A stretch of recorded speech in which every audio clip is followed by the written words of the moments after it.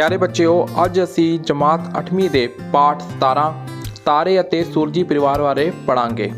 प्यारे बच्चों, इस पाठ ਨੂੰ ਸਮਝਣ ਦੇ ਲਈ ਸਾਨੂੰ ਸਭ ਤੋਂ ਪਹਿਲਾਂ ਕੁਝ ਜ਼ਰੂਰੀ ਕੀਵਰਡ ਸਮਝਣੇ ਪੈਣਗੇ, ਜਿਨ੍ਹਾਂ ਵਿੱਚ ਸਭ ਤੋਂ ਜ਼ਰੂਰੀ ਕੀਵਰਡ ਹੈ ਖਗੋਲੀ ਪਿੰਡ। ਧਰਤੀ ਤੋਂ ਬਾਹਰ ਜਿੰਨੇ ਵੀ ਵੱਡੇ ਆਕਾਰ ਜਾਂ ਛੋਟੇ ਆਕਾਰ ਦੇ ਪਿੰਡ ਪਾਏ ਜਾਂਦੇ ਹਨ, ਉਹਨਾਂ ਨੂੰ ਅਸੀਂ ਖਗੋਲੀ ਪਿੰਡ ਕਹਿੰਦੇ ਹਾਂ। ग्रह एक खगोली पिंड है जो अपने तारे के आले दुआले घूमता है, पर इस कोल अपना कोई प्रकाश नहीं हुंदा। उदाहरण धरती। उपग्रह ग्रह के आले दुआले चक्कर लाने वाले खगोली पिंड नूं उपग्रह कहते हैं, जिवें चंद साडी धरती का एक उपग्रह है। तारा ये खगोली पिंड जिस कोल अपना ताप अते प्रकाश हुंदा है अते जो स्थिर रहिंदा है ते सारे ग्रह ਅਤੇ दूसरे खगोली पिंड इस दे आले दुआले चक्कर लाउंदे हन, तारा अखवाउंदा है।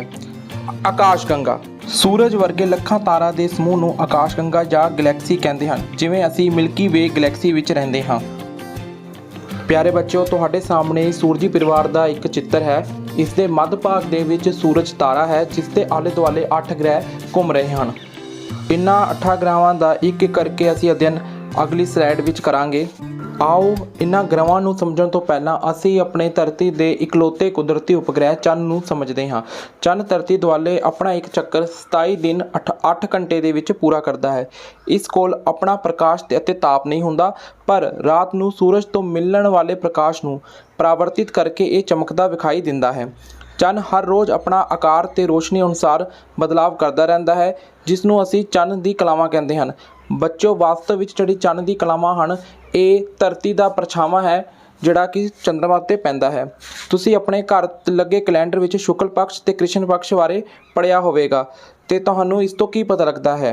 बच्चों, शुक्ल पक्ष विच चंद्रमा हौली हौली अपनी रोशनी वधांदा जांदा है, उसकी कलावां वधदियां हन ते जिस दे अंत विच पूर्णमाशी आंदी है, जबकि कृष्ण पक्ष वधण दे नाल उसदियां कलावां घटदियां हन, प्रकाश घटदा है ते आखिर विच नवां चंद ਜਾਂ ਜਿਹਨੂੰ ਅਸੀਂ ਅਮਾਵਸ ਕਹਿੰਦੇ ਹਾਂ ਉਹ ਆਉਂਦਾ ਹੈ। ਚੰਦਰਮਾ ਦੀ ਕਲਾਵਾਂ ਨੂੰ ਸਮਝਣ ਲਈ ਆਓ ਅਸੀਂ ਅਗਲੀ ਸਲਾਈਡ ਵੱਲ ਵੇਖਦੇ ਹਾਂ। ਸਾਡੇ ਦੇਸ਼ ਵਿੱਚ ਅਸੀਂ ਚੰਦ ਦੀ 16 ਕਲਾਵਾਂ ਮੰਨਦੇ ਹਾਂ, ਪਰ ਤੁਹਾਡੇ ਸਾਹਮਣੇ ਚਿੱਤਰ ਵਿੱਚ ਚੰਦਰਮਾ ਦੀਆਂ ਮੁੱਖ ਤੌਰ ਤੇ 8 ਕਲਾਵਾਂ ਦਿਖਾਈਆਂ ਗਈਆਂ ਹਨ। ਬੱਚੋ, 1 ਨੰਬਰ ਦੇ ਉੱਤੇ ਪੂਰਨਮਾਸ਼ੀ ਦਾ ਚੰਦ ਹੈ। ਫਿਰ 2, 3, 4 ਦੇ ਵਿੱਚ ਚੰਦਰਮਾ ਦੀ ਕਲਾਵਾਂ ਘਟ ਰਹੀਆਂ ਹਨ, ਜਿਨ੍ਹਾਂ ਨੂੰ ਅਸੀਂ ਕ੍ਰਿਸ਼ਨ ਪਕਸ਼ ਕਿਹਾ ਹੈ। 5 ਨੰਬਰ ਦੇ ਵਿੱਚ ਚੰਦਰਮਾ ਜਿਹੜਾ ਹੈ ਬਿਲਕੁਲ ਆਕਾਸ਼ ਵਿੱਚ ਦਿਖਾਈ ਨਹੀਂ ਦਿੰਦਾ ਰਾਤ ਨੂੰ, ਜਿਸ ਨੂੰ ਅਸੀਂ ਅਮਾਵਸ ਜਾਂ ਨਵਾਂ ਚੰਦ ਆਖਦੇ ਹਾਂ।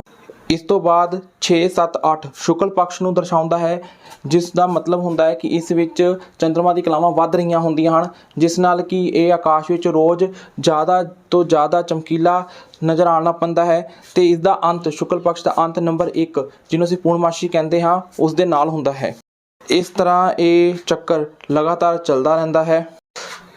2, 3, 4 ਵੇਨਿੰਗ ਜਾਂ ਕ੍ਰਿਸ਼ਨ ਪਕਸ਼ ਨੂੰ, 6, 7, 8 ਵੈਕਸਿੰਗ ਜਾਂ ਸ਼ੁਕਲ ਪਕਸ਼ ਨੂੰ ਦਰਸਾਉਂਦੇ ਹਨ। ਬੱਚੋ, ਚੰਦ ਦੀ ਜ਼ਮੀਨ ਉਬੜ ਖਾਬੜ ਤੇ ਉੱਚੇ ਉੱਚੇ ਪਹਾੜਾਂ ਨਾਲ ਢੱਕੀ ਹੋਈ ਹੈ। ਉੱਥੇ ਬਹੁਤ ਵੱਡੇ ਵੱਡੇ ਗੱਡੇ ਹਨ ਤੇ ਜਿਨ੍ਹਾਂ ਵਿੱਚ ਪ੍ਰਕਾਸ਼ ਨਹੀਂ ਪਹੁੰਚਣ ਕਰਕੇ ਉਹ ਸਾਨੂੰ ਰਾਤ ਦੇ ਸਮੇਂ ਚੰਦਰਮਾ 'ਚ ਕਾਲੇ ਕਾਲੇ ਧੱਬੇ ਨਜ਼ਰ ਆਉਂਦੇ ਹਨ। ਚੰਦਰਮਾ ਦੇ ਉੱਤੇ ਕੋਈ ਵੀ ਵਾਯੂਮੰਡਲ ਨਹੀਂ ਹੈ ਤੇ ਨਾ ਹੀ ਕੋਈ ਪਾਣੀ ਹੈ, ਜਿਸ ਕਰਕੇ ਉੱਥੇ ਜੀਵਨ ਦੀ ਕੋਈ ਵੀ ਸੰਭਾਵਨਾ ਨਹੀਂ ਹਨ। ਧੁਨੀ ਜਾਂ ਆਵਾਜ਼ ਨੂੰ ਇੱਕ ਜਗ੍ਹਾ ਤੋਂ ਦੂਜੀ ਜਗ੍ਹਾ ਤੱਕ ਜਾਣ ਲਈ ਕੋਈ ਨਾ ਕੋਈ ਮਾਧਿਅਮ ਚਾਹੀਦਾ ਹੁੰਦਾ ਹੈ, ਪਰ ਕਿਉਂਕਿ ਚੰਦਰਮਾ ਦੇ ਉੱਤੇ ਇਸ ਤਰ੍ਹਾਂ ਦਾ ਕੋਈ ਮਾਧਿਅਮ ਨਹੀਂ ਹੈ, ਇਸ ਕਰਕੇ ਧੁਨੀ ਜਾਂ ਆਵਾਜ਼ ਚੰਦਰਮਾ ਉੱਤੇ ਇੱਕ ਥਾਂ ਤੋਂ ਦੂਜੀ ਥਾਂ ਤੱਕ ਨਹੀਂ ਜਾ ਸਕਦੀ, ਜਾਂ ਅਸੀਂ ਇਹ ਕਹਿ ਸਕਦੇ ਹਾਂ ਕਿ ਆਵਾਜ਼ ਜਾਂ ਧੁਨੀ ਸੁਣੀ ਨਹੀਂ ਜਾ ਸਕਦੀ। ਚੰਦ ਦੀ ਜ਼ਮੀਨ ਉੱਤੇ ਪੈਰ ਰੱਖਣ ਵਾਲਾ ਪਹਿਲਾ ਇਨਸਾਨ ਸੀਗਾ ਅਮਰੀਕਾ ਦਾ ਨੀਲ ਆਰਮਸਟਰੋਂਗ। ਉਸਨੇ 21 ਜੁਲਾਈ 1969 ਨੂੰ ਚੰਦ ਦੀ ਉੱਤੇ ਪਹਿਲਾ ਪੈਰ ਰੱਖਿਆ ਤੇ ਉਸ ਤੋਂ ਬਾਅਦ ਉਹਦੇ ਨਾਲ ਗਿਆ ਐਡਵਿਨ ਐਲਡਰਿਨ, ਦੂਜਾ ਵਿਅਕਤੀ ਸੀਗਾ ਜਿਸਨੇ ਚੰਦ ਦੀ ਧਰਤੀ ਉੱਤੇ ਪੈਰ ਰੱਖਿਆ। ਅੱਜ ਤੱਕ ਇਹਨਾਂ ਤੋਂ ਇਲਾਵਾ ਕੋਈ ਵੀ ਇਨਸਾਨ ਚੰਦਰਮਾ 'ਤੇ ਨਹੀਂ ਜਾ ਸਕਿਆ ਹੈ। ਚੰਦਰਮਾ ਦੇ ਉੱਤੇ ਭਾਰਤ ਨੇ ਵੀ ਆਪਣੇ 2 ਮਿਸ਼ਨ ਭੇਜੇ ਹਨ, ਚੰਦਰਯਾਨ 1 ਅਤੇ ਚੰਦਰਯਾਨ 2। ਭਾਰਤ ਦੀ ਪੁਲਾੜ ਏਜੰਸੀ ਇਸਰੋ ਨੇ ਸਭ ਤੋਂ ਪਹਿਲਾਂ ਵਿਸ਼ੇ ਵਿੱਚ ਇਹ ਸਾਬਿਤ ਕੀਤਾ ਸੀਗਾ ਕਿ ਚੰਦ ਦੀ ਧਰਤੀ ਥੱਲੇ ਪਾਣੀ ਮੌਜੂਦ ਹੈ। ਆਓ ਹੁਣ ਅਸੀਂ ਤਾਰੇ ਬਾਰੇ ਜਾਣਕਾਰੀ ਲੈਂਦੇ ਹਾਂ। ਤਾਰੇ ਰਾਤ ਦੇ ਸਮੇਂ ਸਾਨੂੰ ਆਕਾਸ਼ ਵਿੱਚ ਬਹੁਤ ਛੋਟੇ ਛੋਟੇ ਅਤੇ ਟਿਮਟਿਮਾਉਂਦੇ ਨਜ਼ਰ ਆਉਂਦੇ ਹਨ। ਅਸਲ ਵਿੱਚ ਇਹ ਬਹੁਤ ਦੂਰ ਹੋਣ ਕਰਕੇ ਛੋਟੇ ਨਜ਼ਰ ਆਉਂਦੇ ਹਨ। ਤਾਰੇ ਤੋਂ ਦੂਸਰੇ ਤਾਰੇ ਦੀ ਦੂਰੀ ਬਹੁਤ ਜ਼ਿਆਦਾ ਹੁੰਦੀ ਹੈ, ਜਿਸ ਨੂੰ ਅਸੀਂ ਕਿਲੋਮੀਟਰ ਵਿੱਚ ਨਹੀਂ ਨਾਪ ਸਕਦੇ।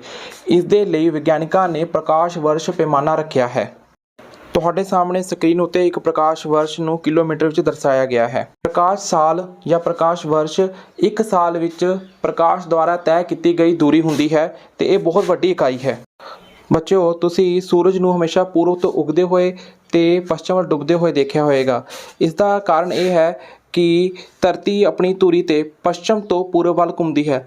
ਬਾਕੀ ਤਾਰੇ ਵੀ ਰਾਤ ਦੇ ਸਮੇਂ ਸਾਨੂੰ ਪੂਰਬ ਤੋਂ ਪੱਛਮ ਵੱਲ ਇਸੇ ਕਰਕੇ ਹੀ ਗਤੀ ਕਰਦੇ ਨਜ਼ਰ ਆਉਂਦੇ ਹਨ। ਪਰ ਧਰੁਵ ਤਾਰਾ ਇਸ ਤੋਂ ਵੱਖਰਾ ਹੈ ਕਿਉਂਕਿ ਧਰੁਵ ਤਾਰਾ ਧਰਤੀ ਦੀ ਧੁਰੀ ਉੱਤੇ ਸਥਿਤ ਹੈ। ਧੁਰੀ ਉੱਤੇ ਸਥਿਤ ਹੋਣ ਦੇ ਕਰਕੇ ਇਹ ਸਾਨੂੰ ਗਤੀ ਕਰਦਾ ਹੋਇਆ ਉੱਤਰ ਦਿਸ਼ਾ ਵਿੱਚ ਨਜ਼ਰ ਨਹੀਂ ਆਉਂਦਾ। ਧਰੁਵ ਤਾਰੇ ਨੂੰ ਅਸੀਂ ਨੈਵੀਗੇਸ਼ਨ ਸਟਾਰ ਜਾਂ ਪੋਲ ਸਟਾਰ ਵੀ ਕਹਿੰਦੇ ਹਾਂ ਕਿਉਂਕਿ ਪੁਰਾਣੇ ਸਮੇਂ ਦੇ ਵਿੱਚ ਜਿਹੜੇ ਸਮੁੰਦਰੀ ਯਾਤਰੀ ਹੁੰਦੇ ਸੀਗੇ ਉਹ ਇਸ ਤਾਰੇ ਨੂੰ ਦੇਖ ਕੇ ਇਸ ਦੀ ਦਿਸ਼ਾ ਤੋਂ ਹੀ ਆਪਣੀ ਸਮੁੰਦਰੀ ਯਾਤਰਾ ਨੂੰ ਤੈਅ ਕਰਦੇ ਸੀ। ਤਾਰਾ ਮੰਡਲ ਤਾਰਿਆਂ ਦਾ ਸਮੂਹ ਜੋ ਪਹਿਚਾਣਯੋਗ ਸ਼ਕਲ ਜਾਂ ਆਕਾਰ ਆਕਾਸ਼ ਵਿੱਚ ਰਾਤ ਦੇ ਸਮੇਂ ਬਣਾਉਂਦਾ ਹੈ ਤਾਰਾ ਮੰਡਲ ਅਖਵਾਉਂਦਾ ਹੈ। ਇਹਨਾਂ ਦੇ ਵਿੱਚੋਂ ਕੁਝ ਮੁੱਖ ਹਨ ਸਪਤਰਿਸ਼ੀ, ਗ੍ਰੇਟ ਬੀਅਰ, ਓਰੀਓਨ, ਕੈਸੋਪੀਆ ਅਤੇ ਉਰਸਾ ਮੇਜਰ। ਸਪਤਰਿਸ਼ੀ 7 ਤਾਰਿਆਂ ਦਾ ਸਮੂਹ ਹੁੰਦਾ ਹੈ। ਇਹ ਕੁਐਸਚਨ ਮਾਰਕ ਵਰਗਾ ਜਾਂ ਵੱਡੀ ਕੜਛੀ ਵਾਂਗ ਨਜ਼ਰ ਆਉਂਦਾ ਹੈ। ਇਹ ਉੱਤਰ ਦਿਸ਼ਾ ਵੱਲ ਵਿਖਾਈ ਦਿੰਦਾ ਹੈ। ਇਸ ਦੇ ਆਖਰੀ 2 ਤਾਰੇ ਤੇ ਅਗਰ ਸਿੱਧੀ ਰੇਖਾ ਖਿੱਚੀਏ ਕਾਲਪਨਿਕ ਤਾਂ ਉਹ ਧਰੁਵ ਤਾਰੇ ਵੱਲ ਇਸ਼ਾਰਾ ਕਰਦੀ ਹੈ। ਸਪਤਰਿਸ਼ੀ ਧਰੁਵ ਤਾਰੇ ਦੇ ਆਲੇ ਦੁਆਲੇ ਚੱਕਰ ਕੱਟਦਾ ਹੋਇਆ ਜਾਂ ਪ੍ਰਕ੍ਰਿਮਾ ਕਰਦਾ ਹੋਇਆ ਨਜ਼ਰ ਆਉਂਦਾ ਹੈ। ਇਸ ਨੂੰ ਗ੍ਰੇਟ ਬੀਅਰ ਨਾਮ ਨਾਲ ਵੀ ਜਾਣਿਆ ਜਾਂਦਾ ਹੈ। ਓਰੀਓਨ ਆਕਾਸ਼ ਵਿੱਚ ਸਰਦੀਆਂ ਦੀ ਰਾਤ ਨੂੰ ਵਿਖਾਈ ਦੇਣ ਵਾਲਾ ਤਾਰਾ ਮੰਡਲ ਜਿਸ ਨੂੰ ਅਸੀਂ ਹੰਟਰ ਸਟਾਰ ਜਾਂ ਸ਼ਿਕਾਰੀ ਤਾਰਾ ਮੰਡਲ ਵੀ ਕਹਿੰਦੇ ਹਾਂ। ਓਰੀਓਨ 7 ਜਾਂ 8 ਤਾਰੇ ਦਾ ਸਮੂਹ ਹੈ ਜਿਸ ਦੇ ਮੱਧ 3 ਤਾਰੇ ਸ਼ਿਕਾਰੀ ਦੀ ਬੈਲਟ ਵਾਂਗ ਵਿਖਾਈ ਦਿੰਦੇ ਹਨ। ਇਹਨਾਂ ਨੂੰ ਪੂਰਬ ਵੱਲ ਕਾਲਪਨਿਕ ਰੇਖਾ ਦੇ ਤੌਰ ਤੇ ਵਧਾਉਣ ਤੇ ਆਕਾਸ਼ ਦਾ ਸਭ ਤੋਂ ਵੱਧ ਚਮਕੀਲਾ ਤਾਰਾ ਸੀਰੀਅਸ ਵਿਖਾਈ ਦਿੰਦਾ ਹੈ। ਬੱਚੇ ਧਿਆਨ ਦਿਓ ਕਿ ਜਿਹੜਾ ਸਪਤਰਿਸ਼ੀ ਹੈ ਉਹ ਤੁਹਾਨੂੰ ਧਰੁਵ ਤਾਰਾ ਦੱਸਦਾ ਹੈ ਜਦਕਿ ਓਰੀਓਨ ਤੁਹਾਨੂੰ ਸੀਰੀਅਸ ਤਾਰਾ ਦਰਸਾਉਂਦਾ ਹੈ। ਅਗਲਾ ਤਾਰਾ ਮੰਡਲ ਹੈ ਕੈਸੋਪੀਆ। ਇਹ W ਜਾਂ M ਵਰਗਾ ਹੁੰਦਾ ਹੈ। ਇਹ ਸਰਦੀਆਂ ਦੀ ਰੁੱਤ ਵਿੱਚ ਪਹਿਲੇ ਪਹਿਰ ਵਿੱਚ ਵਿਖਾਈ ਦਿੰਦਾ ਹੈ। ਇਸ ਨੂੰ ਤੁਹਾਡੇ ਸਾਹਮਣੇ ਸਕਰੀਨ ਉੱਤੇ ਦਰਸਾਇਆ ਗਿਆ ਹੈ। ਜੋ ਤਾਰਾ ਮੰਡਲ ਦੇ ਵਿੱਚ ਦੱਸੇ ਹੋਏ ਤਾਰਿਆਂ ਤੋਂ ਇਲਾਵਾ ਵੀ ਕਈ ਤਾਰੇ ਹੁੰਦੇ ਹਨ ਪਰ ਜ਼ਿਆਦਾ ਦੂਰੀ ਹੋਣ ਕਰਕੇ ਉਹ ਧਰਤੀ ਤੋਂ ਸਾਨੂੰ ਵਿਖਾਈ ਨਹੀਂ ਦਿੰਦੇ। ਸੂਰਜੀ ਪਰਿਵਾਰ ਜਾਂ ਸੋਲਰ ਸਿਸਟਮ ਸਾਡਾ ਧਰਤੀ ਦਾ ਸਭ ਤੋਂ ਨਜ਼ਦੀਕ ਦਾ ਤਾਰਾ ਸੂਰਜ ਹੈ। ਸੂਰਜ ਅਤੇ ਉਸਦੇ ਆਲੇ ਦੁਆਲੇ ਚੱਕਰ ਕੱਟ ਰਹੇ ਖਗੋਲੀ ਪਿੰਡਾਂ ਨੂੰ ਸੂਰਜੀ ਪਰਿਵਾਰ ਕਹਿੰਦੇ ਹਨ। ਸਾਡੇ ਸੂਰਜੀ ਪਰਿਵਾਰ ਵਿੱਚ ਇਸ ਸਮੇਂ 8 ਗ੍ਰਹਿ ਹਨ। ਆਓ ਇਹਨਾਂ ਨੂੰ ਇੱਕ ਇੱਕ ਕਰਕੇ ਸਮਝਦੇ ਹਾਂ। ਸੂਰਜ ਦਾ ਸਭ ਤੋਂ ਪਹਿਲਾ ਨਜ਼ਦੀਕ ਦਾ ਗ੍ਰਹਿ ਹੈ ਬੁੱਧ ਜਾਂ ਮਰਕਰੀ। ਇਹ ਸੂਰਜੀ ਪਰਿਵਾਰ ਦਾ ਸਭ ਤੋਂ ਛੋਟਾ ਗ੍ਰਹਿ ਹੈ। ਇਹ ਸੂਰਜ ਉੱਗਣ ਤੋਂ ਇੱਕਦਮ ਪਹਿਲਾਂ ਜਾਂ ਸੂਰਜ ਡੁੱਬਣ ਤੋਂ ਇੱਕਦਮ ਬਾਅਦ ਆਸਮਾਨ ਵਿੱਚ ਵੇਖਿਆ ਜਾ ਸਕਦਾ ਹੈ। ਇਸ ਗ੍ਰਹਿ ਦੇ ਜੀਵਨ ਦੀ ਕੋਈ ਸੰਭਾਵਨਾ ਨਹੀਂ ਹੈ ਤੇ ਬੁੱਧ ਗ੍ਰਹਿ ਦਾ ਕੋਈ ਵੀ ਉਪਗ੍ਰਹਿ ਜਾਂ ਚੰਨ ਨਹੀਂ ਹੁੰਦਾ ਹੈ। ਸੂਰਜ ਤੋਂ ਦੂਰੀ ਦੇ ਮੁਤਾਬਿਕ ਸ਼ੁੱਕਰ ਦੂਸਰਾ ਗ੍ਰਹਿ ਹੈ। ਇਹ ਧਰਤੀ ਦਾ ਸਭ ਤੋਂ ਨੇੜੇ ਦਾ ਗੁਆਂਢੀ ਵੀ ਹੈ। ਇਸ ਦੇ ਉੱਪਰ ਲਗਾਤਾਰ ਜਵਾਲਾਮੁਖੀ ਫਟਦੇ ਰਹਿੰਦੇ ਹਨ ਜਿਸ ਨਾਲ ਇਸ ਦਾ ਪੂਰਾ ਵਾਯੂਮੰਡਲ ਜ਼ਹਿਰੀਲੀ ਗੈਸਾਂ ਨਾਲ ਭਰ ਚੁੱਕਿਆ ਹੈ। ਇਸ ਦਾ ਬਹੁਤ ਜ਼ਿਆਦਾ ਤਾਪਮਾਨ ਹੁੰਦਾ ਹੈ ਜਾਂ ਅਸੀਂ ਇਹ ਕਹੀਏ ਕਿ ਸੂਰਜੀ ਪਰਿਵਾਰ ਦਾ ਸਭ ਤੋਂ ਗਰਮ ਗ੍ਰਹਿ ਸ਼ੁੱਕਰ ਗ੍ਰਹਿ ਹੈ। ਇਸ ਨੂੰ ਅਸੀਂ ਪ੍ਰਭਾਤ ਤਾਰਾ ਅਤੇ ਸੰਧਿਆ ਦਾ ਤਾਰਾ ਮਾਰਨਿੰਗ ਸਟਾਰ ਅਤੇ ਈਵਨਿੰਗ ਸਟਾਰ ਵੀ ਆਖਦੇ ਹਾਂ। ਆਕਾਸ਼ ਵਿੱਚ ਸਭ ਤੋਂ ਚਮਕੀਲਾ ਗ੍ਰਹਿ ਹੈ ਜੋ ਟਿਮਟਮਾਉਂਦਾ। ਸ਼ੁੱਕਰ ਦਾ ਬੁੱਧ ਗ੍ਰਹਿ ਦੀ ਤਰ੍ਹਾਂ ਕੋਈ ਵੀ ਉਪਗ੍ਰਹਿ ਜਾਂ ਚੰਨ ਨਹੀਂ ਹੁੰਦਾ। ਇਸ ਦੀ ਘੁੰਮਣ ਦੀ ਗਤੀ ਪੂਰਬ ਤੋਂ ਪੱਛਮ ਹੈ ਭਾਵ ਇੱਥੇ ਸੂਰਜ ਪੱਛਮ ਤੋਂ ਨਿਕਲਦਾ ਹੈ ਤੇ ਪੂਰਬ ਵਿੱਚ ਜਾ ਕੇ ਡੁੱਬਦਾ ਹੈ। ਅਗਲਾ ਸੂਰਜੀ ਪਰਿਵਾਰ ਦਾ ਗ੍ਰਹਿ ਹੈ ਧਰਤੀ ਸਾਡਾ ਘਰ। ਸੂਰਜੀ ਪਰਿਵਾਰ ਦਾ ਇਕਲੌਤਾ ਗ੍ਰਹਿ ਹੈ ਜਿੱਥੇ ਜੀਵਨ ਹੈ। ਧਰਤੀ ਦਾ ਇੱਕ ਉਪਗ੍ਰਹਿ ਜਾਂ ਚੰਨ ਹੈ। ਪਾਣੀ ਦੀ ਮੌਜੂਦਗੀ ਕਰਕੇ ਇਸ ਨੂੰ ਅਸੀਂ ਨੀਲਾ ਗ੍ਰਹਿ ਵੀ ਆਖਦੇ ਹਾਂ। ਧਰਤੀ ਦਾ ਘੁੰਮਣ ਸਿਰਾ ਜਰਾ ਝੁਕਿਆ ਹੋਣ ਕਰਕੇ ਇਸ 'ਤੇ 6 ਰੁੱਤਾਂ ਆਉਂਦੀਆਂ ਹਨ। ਬੱਚਿਓ ਧਰਤੀ ਸੂਰਜ ਦੇ ਦੁਆਲੇ ਇੱਕ ਚੱਕਰ 365 ਦਿਨਾਂ ਯਾਨੀ ਕਿ 1 ਸਾਲ ਵਿੱਚ ਪੂਰਾ ਕਰਦੀ ਹੈ। ਅਗਰ ਤੁਹਾਡੀ ਉਮਰ 13 ਸਾਲ ਹੈ ਤੇ ਤੁਸੀਂ ਵੀ ਧਰਤੀ ਦੇ ਨਾਲ ਹੀ ਸੂਰਜ ਦੇ 13 ਚੱਕਰ ਕੱਟ ਚੁੱਕੇ ਹੋ। ਅਗਲਾ ਗ੍ਰਹਿ ਹੈ ਮੰਗਲ ਜਾਂ ਮਾਰਸ। ਇਸ ਦੀ ਮਿੱਟੀ ਦੇ ਵਿੱਚ ਲੋਹੇ ਦੇ ਆਕਸਾਈਡ ਹੁੰਦੇ ਹਨ ਜਿਨ੍ਹਾਂ ਦੇ ਕਰਕੇ ਇਸ ਦਾ ਮਿੱਟੀ ਦਾ ਰੰਗ ਲਾਲ ਹੁੰਦਾ ਹੈ ਤੇ ਜਿਸ ਕਰਕੇ ਇਸ ਨੂੰ ਅਸੀਂ ਲਾਲ ਗ੍ਰਹਿ ਵੀ ਆਖਦੇ ਹਾਂ। ਹਾਲੇ ਤੱਕ ਵਿਗਿਆਨਿਕ ਇਸ ਦੇ ਉੱਤੇ ਜੀਵਨ ਦੀ ਸੰਭਾਵਨਾ ਖੋਜਣ ਦੀ ਕੋਸ਼ਿਸ਼ ਕਰ ਰਹੇ ਹਨ। 2 ਕੁਦਰਤੀ ਉਪਗ੍ਰਹਿ ਹਨ ਫੋਬਸ ਅਤੇ ਡਿਓਮਿਸ। ਆਹ 2 ਇਸ ਦੇ ਕੁਦਰਤੀ ਉਪਗ੍ਰਹਿ ਜਾਂ ਚੰਨ ਹਨ। ਵੀ ਮੰਗਲਯਾਨ ਭੇਜ ਕੇ ਵਿਸ਼ਵ ਵਿੱਚ ਭਾਰਤ ਦੇ ਪੁਲਾੜ ਖੇਤਰ ਵਿੱਚ ਇੱਕ ਬਹੁਤ ਵੱਡੀ ਉਪਲਬਧੀ ਹਾਸਲ ਕੀਤੀ ਸੀ। ਬੱਚਿਓ 2000 ਦੇ ਨੋਟ ਦੇ ਪਿੱਛੇ ਮੰਗਲਯਾਨ ਦਰਸਾਇਆ ਗਿਆ ਹੈ ਜੋ ਤੁਹਾਡੀ ਸਕਰੀਨ ਦੇ ਉੱਤੇ ਵੀ ਸ਼ੋਅ ਹੋ ਰਿਹਾ ਹੈ। ਬੱਚਿਓ ਅਗਲਾ ਗ੍ਰਹਿ ਹੈ ਬ੍ਰਹਿਸਪਤੀ। ਇਹ ਸੂਰਜੀ ਪਰਿਵਾਰ ਦਾ ਸਭ ਤੋਂ ਵੱਡਾ ਗ੍ਰਹਿ ਹੈ। ਇਹ ਧਰਤੀ ਤੋਂ 1300 ਗੁਣਾ ਵੱਡਾ ਹੈ। ਇਹਦਾ ਮਤਲਬ ਇਹ ਹੈ ਕਿ ਇੱਕ ਬ੍ਰਹਿਸਪਤੀ ਦੇ ਵਿੱਚ 1300 ਧਰਤੀ ਸਮਾ ਸਕਦੀਆਂ ਹਨ। ਧਰਤੀ ਤੋਂ 318 ਗੁਣਾ ਭਾਰੀ ਵੀ ਹੈ। ਹਾਲੇ ਤੱਕ ਇਸ ਦੇ ਕੁੱਲ 79 ਕੁਦਰਤੀ ਉਪਗ੍ਰਹਿ ਖੋਜੇ ਜਾ ਚੁੱਕੇ ਹਨ। ਇਹਨਾਂ ਵਿੱਚੋਂ 4 ਉਪਗ੍ਰਹਿ ਨੂੰ ਧਰਤੀ ਤੋਂ ਦੂਰਬੀਨ ਦੀ ਸਹਾਇਤਾ ਨਾਲ ਵੇਖਿਆ ਜਾ ਸਕਦਾ ਹੈ। ਜੁਪੀਟਰ ਦੇ ਉੱਤੇ ਇੱਕ ਲਾਲ ਧੱਬਾ ਜਿਹਨੂੰ ਅਸੀਂ ਰੈੱਡ ਜੁਆਇੰਟ ਕਹਿੰਦੇ ਹਾਂ ਉਹ ਦਿਖਾਈ ਦਿੰਦਾ ਹੈ। ਜੇ ਇਹ ਜੁਪੀਟਰ ਦਾ ਸਭ ਤੋਂ ਅਸ਼ਾਂਤ ਹਿੱਸਾ ਹੈ। ਇਹ ਗ੍ਰਹਿ ਪੂਰੀ ਤਰ੍ਹਾਂ ਨਾਲ ਗੈਸਾਂ ਨਾਲ ਬਣਿਆ ਹੋਇਆ ਹੈ। ਇਸ ਦੇ ਉੱਤੇ ਜੀਵਨ ਦੀ ਕੋਈ ਸੰਭਾਵਨਾ ਨਹੀਂ ਹੈ ਕਿਉਂਕਿ ਇਸ ਦਾ ਪੂਰਾ ਵਾਯੂਮੰਡਲ ਜ਼ਹਿਰੀਲੀ ਗੈਸਾਂ ਨਾਲ ਭਰਿਆ ਹੋਇਆ ਹੈ। ਅਗਲਾ ਗ੍ਰਹਿ ਹੈ ਸ਼ਨੀ ਗ੍ਰਹਿ। ਪੂਰੀ ਤਰ੍ਹਾਂ ਜ਼ਹਿਰੀਲੀ ਗੈਸਾਂ ਦਾ ਬਣਿਆ ਇਹ ਗ੍ਰਹਿ ਜਿੱਥੇ ਜੀਵਨ ਦੀ ਕੋਈ ਸੰਭਾਵਨਾ ਨਹੀਂ। ਸਾਰੇ ਗ੍ਰਹਿਾਂ ਵਿੱਚ ਸਭ ਤੋਂ ਘੱਟ ਸੰਘਣਾ ਜਾਂ ਭਾਰੀ ਹੋਣ ਕਰਕੇ ਇੱਥੇ ਤੱਕ ਕਿ ਪਾਣੀ ਤੋਂ ਵੀ ਹਲਕਾ ਹੈ। ਅਗਰ ਅਸੀਂ ਇਹ ਸੋਚੀਏ ਕਿ ਇੱਕ ਬਹੁਤ ਵੱਡੇ ਸਮੁੰਦਰ ਦੇ ਵਿੱਚ ਅਸੀਂ ਸ਼ਨੀ ਗ੍ਰਹਿ ਨੂੰ ਸੁੱਟ ਦਿੱਤਾ ਹੈ ਤਾਂ ਸ਼ਨੀ ਗ੍ਰਹਿ ਉਹਦੇ ਉੱਪਰ ਤੈਰਨ ਲੱਗ ਪਏਗਾ ਕਿਉਂਕਿ ਇਹ ਪਾਣੀ ਤੋਂ ਵੀ ਹਲਕਾ ਹੁੰਦਾ ਹੈ। ਇਸ ਗ੍ਰਹਿ ਦੇ ਆਲੇ ਦੁਆਲੇ ਰੰਗੀਨ ਚੱਕਰ ਇਸ ਨੂੰ ਸੌਰ ਮੰਡਲ ਦਾ ਸਭ ਤੋਂ ਵਿਲੱਖਣ ਤੇ ਸੋਹਣਾ ਗ੍ਰਹਿ ਬਣਾਉਂਦੇ ਹਨ। ਅਜੇ ਤੱਕ ਵਿਗਿਆਨਕਾਂ ਨੇ ਇਸ ਦੇ ਕੁੱਲ 82 ਕੁਦਰਤੀ ਉਪਗ੍ਰਹਿ ਜਾਂ ਚੰਨ ਖੋਜ ਲਏ ਹਨ, ਜਿਸ ਨਾਲ ਹੁਣ ਇਹ ਸੂਰਜੀ ਪਰਿਵਾਰ ਦਾ ਸਭ ਤੋਂ ਵੱਧ ਉਪਗ੍ਰਹਿ ਜਾਂ ਚੰਨ ਵਾਲਾ ਗ੍ਰਹਿ ਬਣ ਚੁੱਕਿਆ ਹੈ। ਬੱਚਿਓ, ਤੁਹਾਡੀ ਬੁੱਕ ਦੇ ਵਿੱਚ ਬ੍ਰਹਿਸਪਤੀ ਦੇ ਸਭ ਤੋਂ ਵੱਧ ਉਪਗ੍ਰਹਿ ਦੀ ਗੱਲ ਲਿਖੀ ਗਈ ਹੈ, ਜੋ ਕਿ ਹੁਣ ਗਲਤ ਹੈ ਕਿਉਂਕਿ ਹੁਣ ਸ਼ਨੀ ਦੇ ਸਭ ਤੋਂ ਵੱਧ ਉਪਗ੍ਰਹਿ ਖੋਜੇ ਜਾ ਚੁੱਕੇ ਹਨ। 7ਵਾਂ ਤੇ 8ਵਾਂ ਗ੍ਰਹਿ ਹੈ ਯੂਰੇਨਸ ਅਤੇ ਨੈਪਚੂਨ। ਇੱਥੇ ਵੀ ਜੀਵਨ ਦੀ ਕੋਈ ਆਸ ਨਹੀਂ ਹੈ, ਬਹੁਤ ਹੀ ਠੰਡੇ ਗ੍ਰਹਿ ਹਨ। ਯੂਰੇਨਸ ਸ਼ੁੱਕਰ ਵਾਂਗ ਪੂਰਬ ਤੋਂ ਪੱਛਮ ਵੱਲ ਗਤੀ ਕਰਦਾ ਹੈ।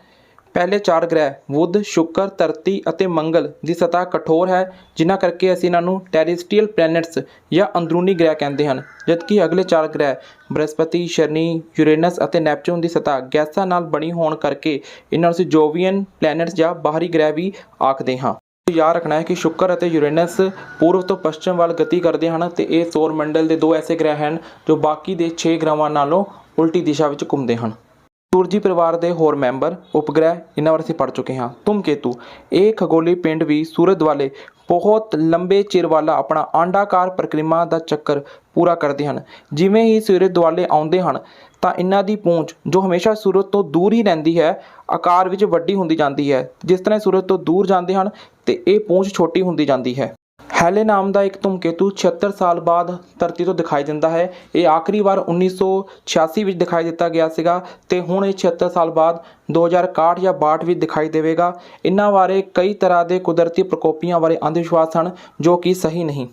ਜੋ ਕਈ ਵਾਰ ਤੁਸੀਂ ਟੁੱਟਦੇ ਤਾਰੇ ਨੂੰ ਦੇਖ ਕੇ ਕੋਈ ਨਾ ਕੋਈ ਵਿਸ਼ ਮੰਗੀ ਹੋਏਗੀ। ਚਲੋ ਆਓ ਇਹ ਸਮਝੀਏ ਕਿ ਇਹ ਟੁੱਟਦੇ ਤਾਰੇ ਕੀ ਹੁੰਦੇ ਹਨ। ਉਲਕਾਵਾਂ ਅਤੇ ਉਲਕਾ ਪਿੰਡ। ਮੰਗਲ ਤੇ ਬ੍ਰਹਿਸਪਤੀ ਦੇ ਵਿਚਕਾਰ ਵੱਡੇ ਖਗੋਲੀ ਪਿੰਡ ਐਸਟਰੋਇਡ ਹੁੰਦੇ ਹਨ। ਕਈ ਵਾਰ ਧਰਤੀ ਦੇ ਆਕਾਸ਼ ਵਿੱਚ ਆ ਕੇ ਵਾਯੂਮੰਡਲ ਦੀ ਰਗੜ ਨਾਲ ਇਹ ਜਲ ਪੈਂਦੇ ਹਨ ਤੇ ਰਾਤ ਨੂੰ ਇਹ ਟੁੱਟਦੇ ਤਾਰੇ ਜਾਂ ਸ਼ੂਟਿੰਗ ਸਟਾਰ ਅਖਵਾਉਂਦੇ ਹਨ, ਜੋ ਕਿ ਸਹੀ ਨਹੀਂ। ਅਸਲ ਵਿੱਚ ਇਹ ਉਲਕਾ ਹੁੰਦੇ ਹਨ। ਜਦੋਂ ਉਲਕਾ ਪਿੰਡ ਬਹੁਤ ਵੱਡੇ ਹੁੰਦੇ ਹਨ ਤਾਂ ਉਹ ਪੂਰੀ ਤਰ੍ਹਾਂ ਨਹੀਂ ਜਲਦੇ ਤੇ ਧਰਤੀ ਨਾਲ ਜ਼ੋਰ ਨਾਲ ਟਕਰਾ ਜਾਂਦੇ ਹਨ, ਤਦ ਇਹ ਉਲਕਾ ਪਿੰਡ ਅਖਵਾਉਂਦੇ ਹਨ। ਡਾਇਨਾਸੌਰ ਦਾ ਅੰਤ ਇੱਕ ਵੱਡੇ ਉਲਕਾ ਦੇ ਧਰਤੀ ਨਾਲ ਟਕਰਾਅ ਕਰਕੇ ਹੀ ਹੋਇਆ ਸੀਗਾ। ਬੱਚਿਓ, ਤੁਸੀਂ ਇਸ ਤੋਂ ਇਲਾਵਾ ਮੀਟਰੋਇਡ ਸ਼ਾਵਰ ਬਾਰੇ ਨੈੱਟ ਤੋਂ ਪੜ੍ਹ ਸਕਦੇ ਹੋ। ਬਣਾਉਟੀ ਉਪਗ੍ਰਹਿ ਜਾਂ ਆਰਟੀਫਿਸ਼ੀਅਲ ਸੈਟੇਲਾਈਟ ਇਨਸਾਨ ਦੁਆਰਾ ਆਪਣੀ ਜ਼ਰੂਰਤਾਂ ਨੂੰ ਧਿਆਨ ਵਿੱਚ ਰੱਖਦੇ ਹੋਏ ਬਣਾਏ ਗਏ ਉਪਗ੍ਰਹਿ ਹਨ।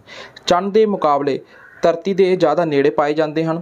ਰਿਮੋਟ ਸੈਂਸਿੰਗ ਵਿੱਚ ਦੂਰ ਤੋਂ ਬੈਠੇ ਸਾਰੀ ਜਾਣਕਾਰੀ ਹਾਸਲ ਕਰਨ ਲਈ ਇਹਨਾਂ ਦਾ ਇਸਤੇਮਾਲ ਹੁੰਦਾ ਹੈ। ਕੁਝ ਦੇ ਨਾਮ ਹਨ ਆਰਿਆਭੱਟ, ਇਨਸੈਟ, ਐਜੂਸੈਟ ਆਦਿ। ਅਤੇ ਆਰਿਆਭੱਟ ਉਪਗ੍ਰਹਿ ਬਾਰੇ ਜਾਣਕਾਰੀ ਦਿੱਤੀ ਗਈ ਹੈ। ਇਹ ਭਾਰਤ ਦਾ ਪਹਿਲਾ ਬਣਾਉਟੀ ਉਪਗ੍ਰਹਿ ਸੀਗਾ ਜਿਹੜਾ ਕਿ 360 ਕਿਲੋਗ੍ਰਾਮ ਦਾ ਸੀਗਾ ਤੇ ਇਸ ਦਾ ਰਿਸੀਵਿੰਗ ਸੈਂਟਰ ਬੈਂਗਲੌਰ ਵਿੱਚ ਇੱਕ ਟਾਇਲਟ ਰੂਮ ਨੂੰ ਬਣਾਇਆ ਗਿਆ ਸੀ। ਹੋਰ ਬਣਾਉਟੀ ਉਪਗ੍ਰਹਿ ਵਿੱਚ ਭਾਸਕਰ 2 ਅਤੇ ਰਡਾਰ ਇਮੇਜਿੰਗ ਸੈਟੇਲਾਈਟ 1 ਹਨ। ਇਹਨਾਂ ਨੂੰ ਸਕਰੀਨ ਉੱਤੇ ਤੁਹਾਡੇ ਸਾਹਮਣੇ ਦਰਸਾਇਆ ਗਿਆ ਹੈ। ਬੱਚਿਓ, ਇਹਨਾਂ ਉਪਗ੍ਰਹਿਾਂ ਬਾਰੇ ਤੁਸੀਂ ਵਧੇਰੇ ਜਾਣਕਾਰੀ ਨੈੱਟ ਤੋਂ ਹਾਸਿਲ ਕਰ ਸਕਦੇ ਹੋ।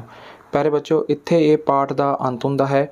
ਉਮੀਦ ਹੈ ਕਿ ਤੁਹਾਨੂੰ ਇਸ ਪਾਠ ਦੀ ਸਾਰੀ ਜਾਣਕਾਰੀ ਮਿਲ ਗਈ ਹੋਵੇਗੀ, ਪਰ ਫਿਰ ਵੀ ਕੋਈ ਡਾਊਟ ਹੈ ਤੁਸੀਂ ਕਮੈਂਟ ਬਾਕਸ ਵਿੱਚ ਉਹ ਲਿਖ ਸਕਦੇ ਹੋ। ਧੰਨਵਾਦ।